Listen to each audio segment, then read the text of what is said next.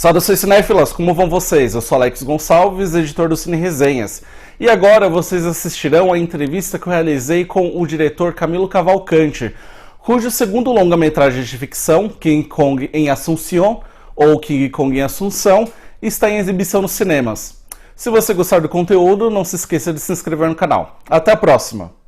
Camilo, vamos lá. Eu quero iniciar esta entrevista sobre King Kong em Assunção, querendo saber um pouco sobre a gênese desse projeto, mas talvez querendo saber um pouco mais em relação do aspecto de criação de personagem, do protagonista, o velho, porque eu lembro que quando você estava promovendo esse filme ano passado em Gramado, eu vi algumas aspas suas falando sobre esse projeto, a ideia dele ter surgido até mesmo antes do seu debut em longa-metragem de ficção, que foi com A História da Eternidade. Então, se puder contar um pouco até sobre a relação que você teve com o Andrade Júnior para a criação desse protagonista tão incomum. O Andrade Júnior, ele é a força motriz desse projeto. Assim. A Gênese veio com ele. A gente estava em 2007, num festival de cinema em Nova Iguaçu, na Baixada Fluminense, e eu estava com curta-metragem, Andrade também estava representando outro curta-metragem que ele tinha atuado, né? E a gente dividiu o quarto desse festival. É muito comum, né, festival de cinema, curtas-metragistas, enfim, quarto. Isso é muito bom, porque promove esses encontros, né? Acho que o cinema, em todos os aspectos, é realmente a arte dos encontros, porque uma filmagem é um encontro ali de uma equipe que está sintonizada com a mesma energia em busca de uma obra. Depois você encontra pessoas em festivais, em eventos, e essas relações vão se prolongando, né? E Andrade foi um desses encontros maravilhosos assim, que o cinema proporciona. A gente estava dividindo o quarto e ele fez, então, a performance brincando, né? Brincando, fazendo uma brincadeira, fez a performance com um gorila. E aquilo, então, atiçou assim, o meu olhar e a minha imaginação, e foi a centelha que gerou todo o processo, né? Que demorou depois vários anos. Enfim, aí, a partir daquela imagem, daquela performance do Andrade, eu criei toda a história do matador em crise existencial, né, que está em busca do paradeiro da única filha, a qual nunca conheceu.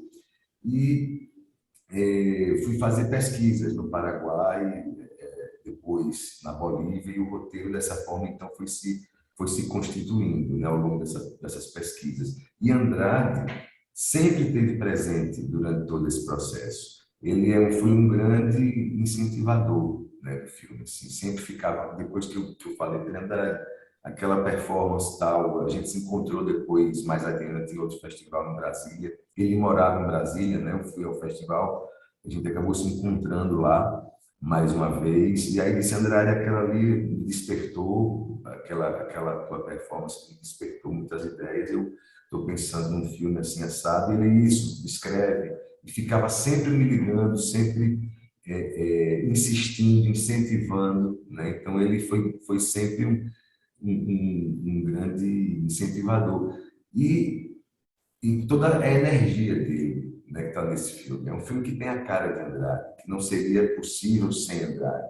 Né? Ele era uma pessoa aglutinadora, ele tinha uma energia, ele irradiava simpatia, sabe, por onde passava, por onde chegava, gostava muito de conversar, de fazer amizade, então era um cara muito expansivo. Infelizmente, ele faleceu em 2019, né, antes do filme ficar pronto. Foi uma grande perda, uma grande tristeza para todo mundo, enfim, principalmente para a equipe do filme que estava. Morreu quando ele faleceu. No dia anterior, a gente tinha se reunido aqui em Recife para assistir a um corte do filme. No dia seguinte, parte da equipe. No dia seguinte, recebeu a notícia da morte dele, então foi muito triste. Mas ele agora, um filme sendo lançado, né? Então, acho que a cada exibição ele revive, né? Luminoso assim na tela, e isso é bonito, de ver toda a potência de um grande artista e assim, exercendo o seu ofício, né? Isso Sim, por outro lado, é muito bonito. sim. Camilo, minha questão é seguinte. Você apontou sobre a pesquisa que você fez em locações no Paraguai e também na Bolívia, e me chamou muita atenção como você não faz um filme necessariamente brasileiro, mas latino-americano, não somente por essa conexão que você estabelece com outros países a partir da sua narrativa, mas até mesmo em relação à equipe com cabeças, com técnicos estrangeiros, além de representantes desses três países, eu vi que o King Kong em Assunção também traz integrantes da Argentina, da Colômbia, e você até também traz uma narração muito importante, muito central para o filme, que é em Guarani. Então, eu me pergunto sobre os choques culturais que você teve ao longo do desenvolvimento desse projeto. Sobretudo, justamente por trabalhar com técnicos que não são apenas brasileiros. Esse filme proporcionou uma grande cooperação mesmo, sabe? Uma cooperação muito profunda, muito interessante, uma troca, né? Entre técnicos, atores, atrizes, profissionais desses países que você falou, principalmente do Paraguai, da Bolívia e do Brasil, né? Na Argentina, a gente tem a trilha sonora do Xamã Herrera, que é um músico, enfim, um músico da Patagônia Argentina, que compôs a trilha sonora do filme, a trilha original.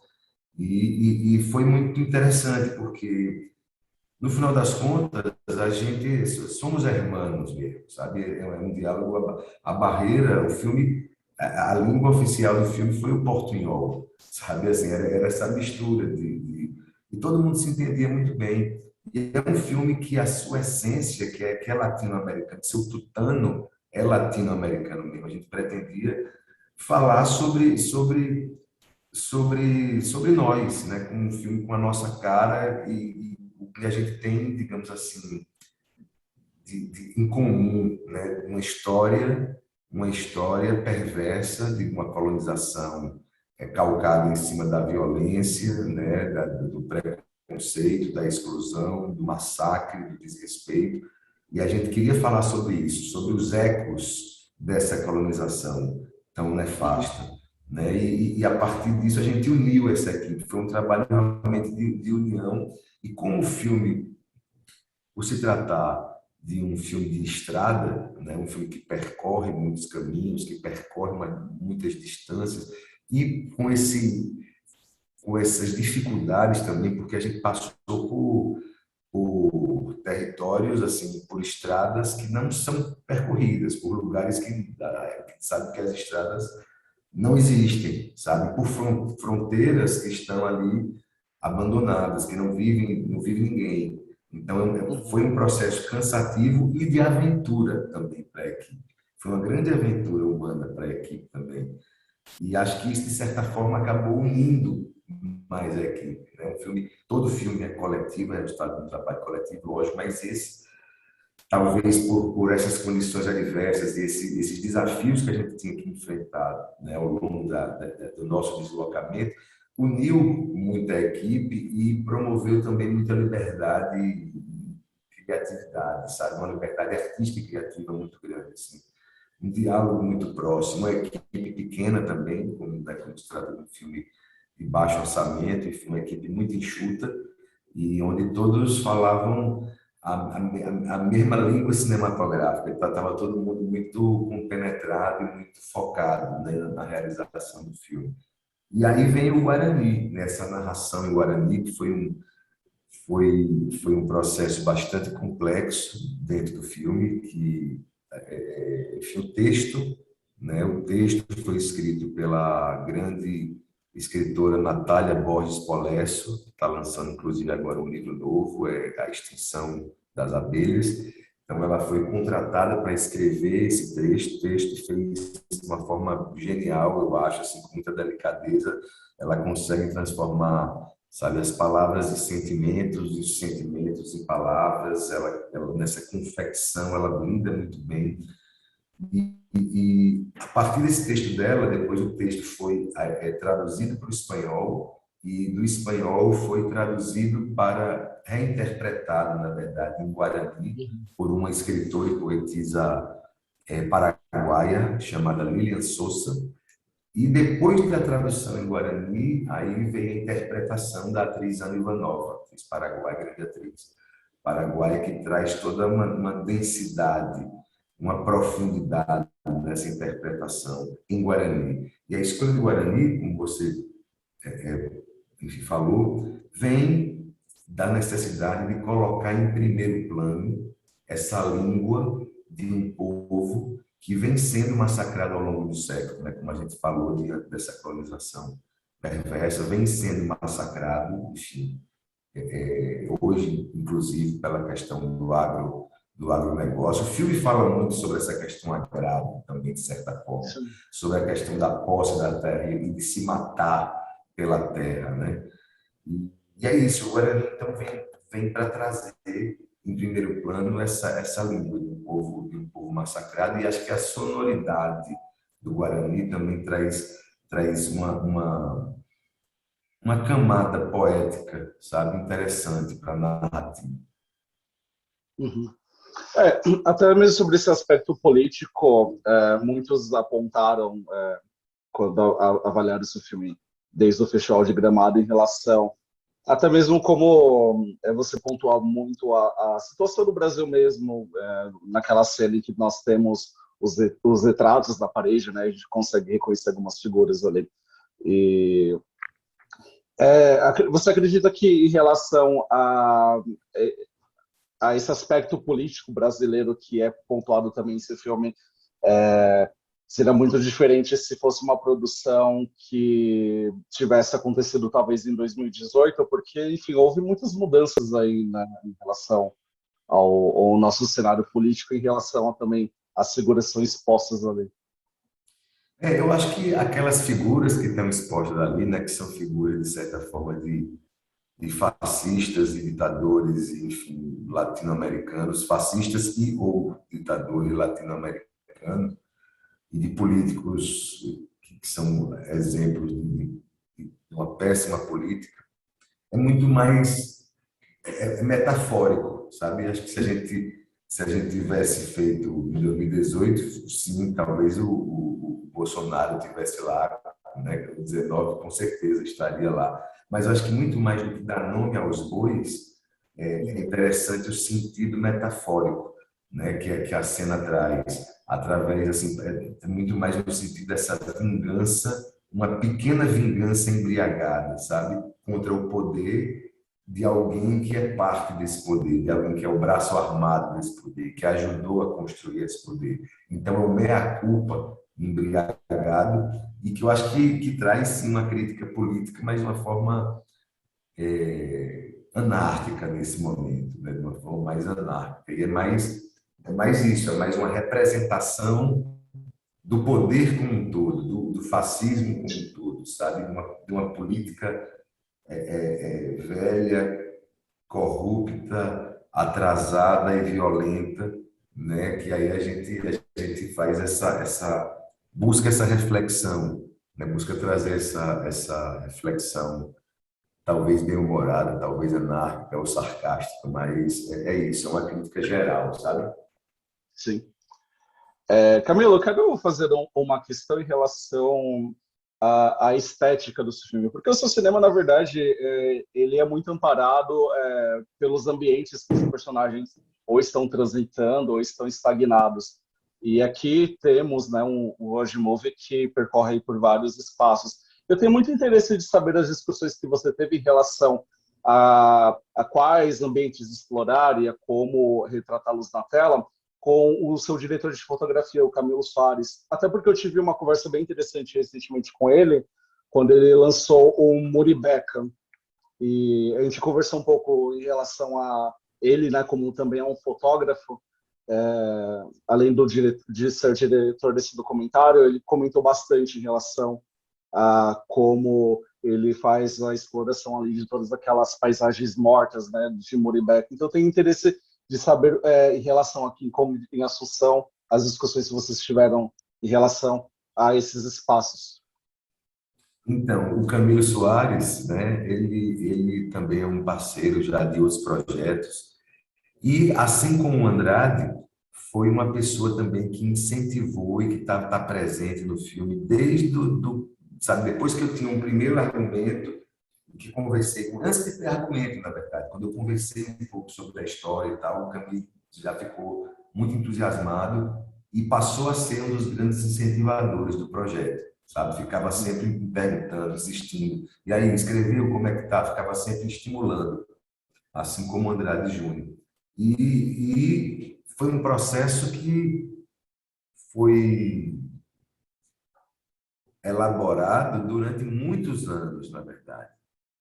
Porque não foi uma decisão só, 2 meses antes de filmar, vamos estudar o que é. Não, é algo que ele não foi, por exemplo, ele tava fora do país, eu acho, estudando na época que a gente fez a primeira viagem de pesquisa, acho que em 2015, uma coisa assim. Acho que ele não tava, ele não foi nessa primeira pesquisa, mas ele recebeu todas as fotos, todos os relatórios, e a gente então foi nutrindo esse projeto ao longo de anos. Eu mesmo fui visitá-lo à época do lançamento da História da Eternidade, em 2014, no Festival de Rotterdam. Camilo Soares estava morando na França, então eu fui visitá-lo. E a gente já conversava muito sobre o filme. Ele, inclusive, fez um investimento em prol do filme, assim, ele comprou lentes cookies antigas, sabe, que tem um bom prisma, mesmo sendo antigas. Então, ele fez esse investimento antes mesmo sabe, da gente filmar, mas já pensando no filme, ele aproveitou que estava na Europa e fez esse investimento. Então, para a gente foi muito natural. Quando a gente estava filmando, e era uma filmagem apertada, né? Foram 4 semanas com muitos deslocamentos, não tinha um tempo muito grande para a gente elaborar, mas a gente já elaborado durante, mas a coisa já tinha sido elaborada vinha sendo elaborada durante muitos anos, né? Então foi muito, como eu posso dizer, natural, sabe?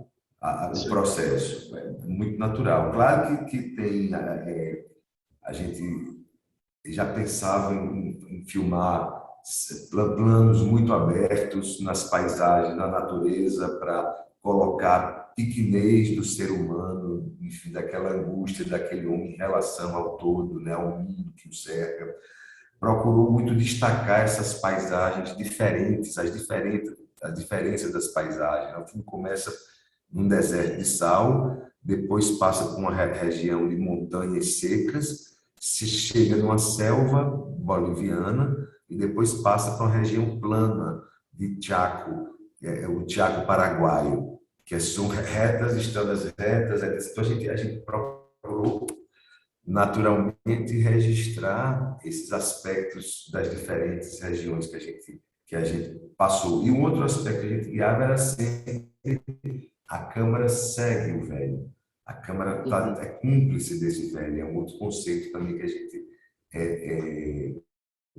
pactuou, estudou e exercitou, inclusive, antes, sabe? Quando fez o teste de câmera, o teste de lente. Então, a gente foi buscando uma elaboração de muito tempo, mas que confluía nisso, sabe? Para essa câmera também seguir o fluxo desse personagem principal, ser cúmplice dele em vários momentos. E a gente estava outra coisa interessante, que a gente também pactuou isso com toda a equipe, na verdade, é que é um filme, enfim, ele tem um roteiro, mas ao mesmo tempo ele está aberto para a vida, está aberto para os acasos, para os imprevistos, para o que possa acontecer. A gente trabalhou também muito aberto, sabe? A improvisações, enfim, ao que pudesse acontecer, que pudesse trazer essa energia viva para o filme. Camilo, enfim, a pandemia provavelmente prejudicou muito as estratégias de lançamento do seu filme, assim como qualquer outra produção brasileira, mas eu tenho interesse em saber se após o Festival de Gramado você teve a oportunidade de circular com esse filme fora do Brasil, principalmente enfim, dessas praças da América Latina que eu citei, uma das questões, que o seu filme, de certa forma, tem uma participação. Enfim, foi fácil adentrar essas demais praças. E como foi a recepção do público? Você percebeu, por exemplo, caso teve a oportunidade de exibir esse filme em algum festival, na Colômbia, o Paraguai, Argentina, enfim, o público nos debates está tentando a algum ponto em especial que talvez nós brasileiros não tivéssemos visto assim com tanto destaque, talvez a questão da velhice, talvez a questão da colonização, a questão das figuras de poder, enfim. Pois é, essa pandemia realmente complicou bastante a situação. O filme foi inscrito em vários festivais, isso foi exibido fora, sim. Agora, nunca. Bom, teve uma sessão presencial só do filme fora do Brasil, que foi em Portugal agora, em Santa Maria da Feira. Eu não estava presente, né? Então não sei avaliar. Mas passou no Festival do Paraguai, passou no Utopia Film Festival em Londres, passou no Brazilian Film Festival, Los Angeles Brazilian Film Festival.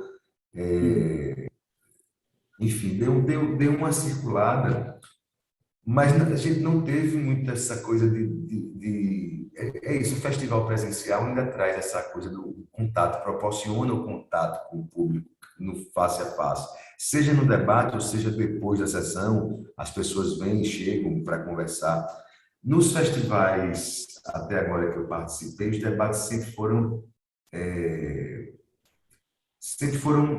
online, e acaba que a interação é muito mais com o debatedor do que com o público, de uma forma. Já tem algumas perguntas, algumas observações, mas de uma forma geral, eu acho que fora do Brasil, o que fica muito forte é esse sentimento de um filme sobre a latinidade, sobre a América Latina, sobre as entranhas da América Latina, sobre paisagens muitas vezes que não são, tirando o Salar do Uyuni, que é uma paisagem de certa forma bem vista, mas com exceção do Salar do Uyuni, tudo aquilo ali que o filme percorre, as paisagens, enfim, a paisagem, a geografia humana também do filme, certo? Não só a geografia espacial, mas a geografia humana, os tipos humanos que o filme mostra. Então, isso acaba sendo um fator, essa diversidade tanto humana quanto geográfica,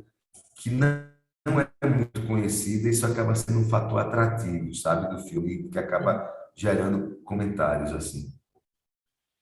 Entendo. Que bom que pelo menos você deu a oportunidade. Aqui, de fato, né, o online ele restringe muito esse contato com o público. Quando a gente está em festival, sempre após a sessão tem a sala povoada. Claro, não, e aqui é uma coisa que é isso, você acaba não sentindo tanto, né? Eu achei que não, que chegasse, fosse chegar mais, mas é isso, a sala do cinema, tá todo mundo ali, você quando está acompanhando ali aquela viagem coletiva, é isso, você percebe mais como o filme está batendo nas pessoas, né? E até pelas próprias reações. Eu ainda não vi o filme no cinema, você acredita? Não tive essa oportunidade de participar de uma sessão com o público do filme. Teve agora no Festival do Rio, também na Premiere Brasil, que passou, mas eu não pude ir, que foi uma sessão de cinema. Então, eu me sinto muito frustrado como diretor ainda não ter visto nenhuma sessão com público, assim, numa sala de cinema do filme, sabe? Espero que isso aconteça agora durante o lançamento. Inclusive, antes de me despedir, é só informando que o filme estreia dia 2 de setembro, né? Espero que então você consiga dar pelo menos uma oportunidade para ver na tela grande. Estou ansioso para isso. Camilo, muito obrigado pela sua disponibilidade, foi uma ótima conversa e desejo sucesso com a trajetória do seu filme, mesmo nesse cenário ainda complicado, e também boa sorte com os futuros projetos que provavelmente estão por vir. muito obrigado, agradeço demais o convite. Um abraço e queria só reforçar então para o teu público que é isso, o filme a partir do dia 2 agora vai estar estreando nos cinemas. Para saber as salas, podem entrar no Instagram do filme, que é King Kong en Asunción, tudo junto, né? King Kong en Asunción. E é isso. E aí estou à disposição para o que for preciso. Cara, um abraço. Obrigado. Até mais. Grande abraço, tudo de bom.